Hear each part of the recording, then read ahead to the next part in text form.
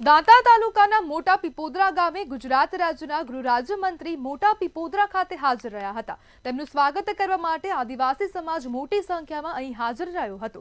ગૃહમંત્રી અંતરિયાળ ગામે આવ્યા ત્યારે બહેનોએ તેમનું ફૂલહારથી સ્વાગત કર્યું હતું। સૌથી પહેલા ઢોલ નગારા અને આદિવાસી નૃત્ય દ્વારા ગૃહમંત્રીને આવકાર આપવામાં આવ્યો હતો। ગૃહમંત્રી ટ્રેક્ટરમાં બેસીને ગામમાં પહોંચ્યા। અહીં તેમને 29 આદિવાસી પરિવારોનું પુનઃવસન કરાવ્યું હતું।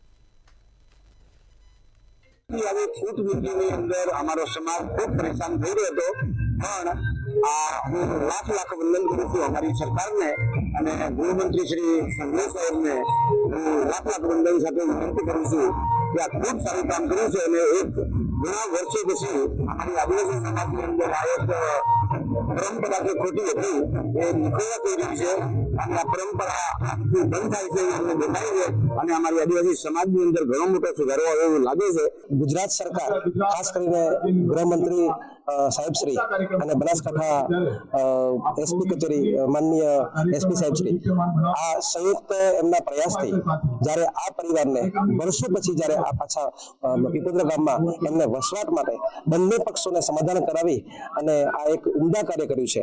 આ અમારા સમાજમાં એક મોટો એક ચીલો પડ્યો છે અને આ જે કાર્ય છે આવા કાર્ય સમગ્ર ગુજરાતમાં જ્યાં જ્યાં આદિવાસી સમાજ વસે છે અને ત્યાં આવા કોઈ વેરવૃત્તિ હોય તો સરકાર એમાં ઇન્ટરફિયર થઈ અને વેર દૂર કરે તો એક ભાઈચારાનો સંદેશો ફેલાય।